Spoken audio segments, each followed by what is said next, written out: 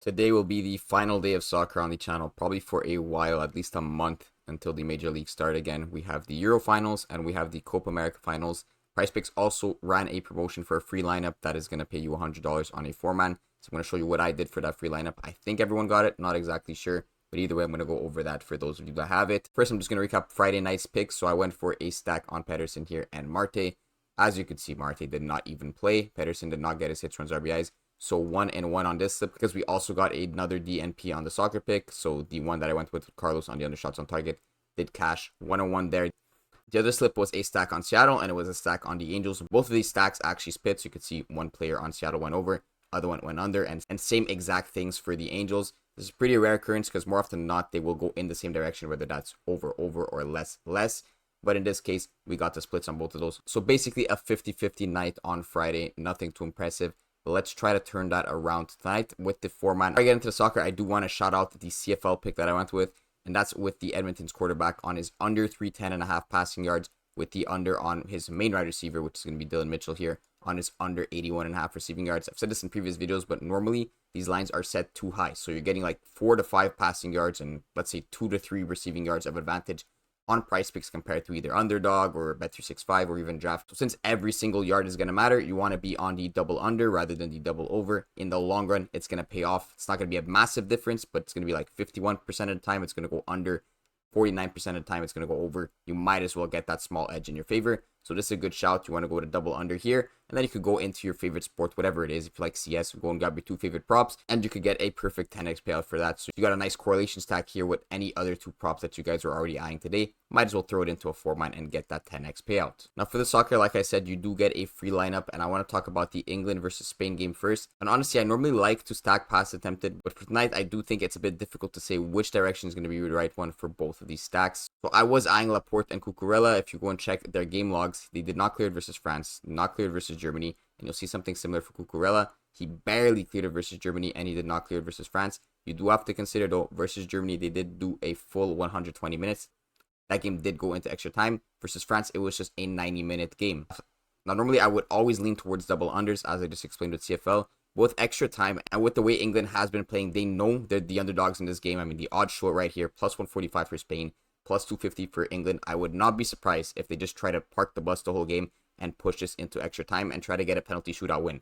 They know Spain is better than them. They know they've been scoring more goals than them, and they should know that they are way further in this tournament than they probably should be. They got some pretty lucky breaks with all the 90th minute goals they've been scoring. So I could see England dragging out this game and taking it to pens. That's why I would not feel comfortable going under double unders. Of course, like I said, versus Germany, he did clear this line at 52 because of that extra time that they got. An extra 30 minutes is really going to cost us if we have unders. So that's why I don't want to touch any of the Spain stacks. I don't want to touch any of the England stacks. And if I were to choose a passing stack from tonight's slate, I would go with a Colombia stack. That would be on Mojica, and it would be on Sanchez on their under passes attempted. For Argentina, I would not want to touch Messi and Tagliafico as a stack. That's the only 2 Argentina players on the board, and it doesn't really make sense. Tagliafico's a left back. Messi is a striker, so they are less correlated in between each other. But if we go and look at Sanchez and Mojica, we got Mojica playing left back. We got Sanchez playing right center back, which is not ideal. We would like him to play left center back. But in general, these passes are going to be correlated. It's not like we're taking Arias and Mojica. These guys are left back and right back. They're not going to be passing next to each other. But defenders as a whole are going to be correlated. And you'll see this in the past 5 games log.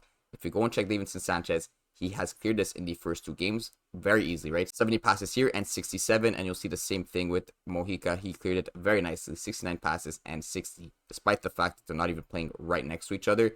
The only game where they did not clear this together was in this Panama game where Mojica got 40 passes, barely went over here at the 38.5 mark, and Sanchez barely went under here at the 46.5 passes mark. So it's clear just looking at these last 5 game graphs just right next to each other, there's an obvious correlation between these guys. Now, I'm assuming in this Panama game, they were probably playing down that left side of the pitch more often than the right side, so Mojica was just getting some extra passes. Maybe there was like another string of 5 to 10 passes. I'm not sure. I did not watch the game, but again, it's clear these guys are correlated. So if I were to go with any stack tonight, it would be this one right here. And like I said, when you're playing a stack, all you got to do is find 2 more players and throw it into a 4-man, and you're going to get a nice 10x payout.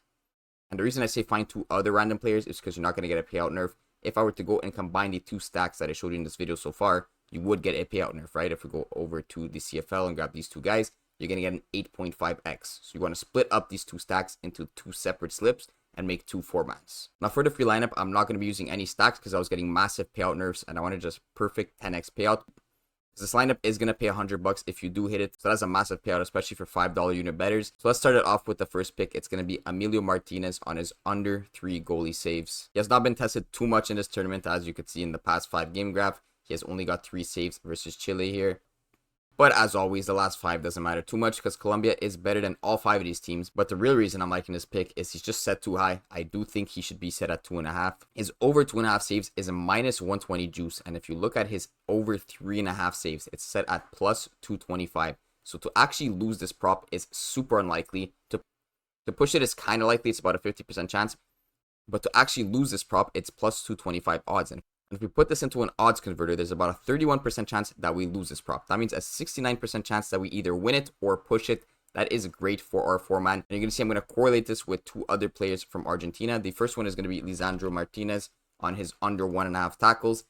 The second one is also going to be a tackles prop on Tagliafico on his under 1.5 tackles. Now, all these props are great. They're plus EV. But the reason it's correlated is because these are all defensive stats. So if Colombia is not doing well offensively, or if it's just a slower paced game with more passes for Argentina, well then that's going to be less opportunities for Emilio Martinez to get saves. It's going to be less opportunities for Lisandro Martinez to get tackles, and also less opportunities for Tagliafico to get tackles. For these props to go over, Colombia would have to be pressing hard offensively. Now, as well as Colombia has been playing, they have been very good offensively. They had one 5-0 game, another 3-0 game, but Argentina is still a heavy favorite in this game. There's about a 25-30% chance that Colombia wins this in regulation, but Argentina is plus 105 favorites. Plus 190 for the tie is a bit concerning because now in the Copa America final, there is extra time. So in the other elimination games, it went straight to penalties. Now there could be an additional 30 minutes, which is concerning, but we're really hoping for Argentina to close this out in regulation because that extra time could be very detrimental for us because I don't see any of these guys getting subbed off. Now, another good thing with the correlation here is that both Tagliafico and Martinez are playing on the same side of the field, which means if Colombia is not playing on that side as often, and if they're really playing through Diaz a lot on the left side of the pitch, well then again, both these guys are less likely to get tackles. So I hope that kind of makes sense on how these are slightly correlated, but honestly, the main reason I took these is they're just very good lines. Martinez tackles on the 1.5 is set at minus 150 towards the under. Great juice there. The same exact thing for Tagliafico on his under 1.5 tackles. So already they're plus EV, might as well stack them together. And let's end this last pick off. This is going to be in the England versus Spain game. It's pretty much the only good prop I was able to find. That's going to be Kobe Manu on his over half a shot. Now, if you go and check his last 5 game log, I know people love to do this. 1 shot, 2 shots, and 2 shots in the past 3 games. But you have to know that these are the only 3 games that he started in this tournament. This game versus Slovenia, I believe he only played 45 minutes. And versus Denmark, I don't think he got very many minutes. I know Slovenia was 45. The rest he played, and he played around 80 minutes on average between these games. He does get subbed off, so I don't really expect him to even play into extra time, which would be good, of course, for an over. But I'm not pricing in extra time into why I think this is a good pick. Once again, I think it's a good pick because of the juice, minus 138 towards the over. And he's hit it throughout the whole tournament when he's actually starting and putting in the minutes. That's another great pick. So this is the full 4-man right here. You see 4 picks to pay 100. That is absolutely free. Make sure you go and use that promo in your promotions tab. And just a side note, you can see what I stacked up with this Edmonton with. I'm not sure if these props are still up. I know Caitlin Clark was very good on the under 6.5 rebounds. If she is, you could go with that. And then I also went with Jackie Young on the over 18.5 points. Some decent shouts there too. Good luck for the last day of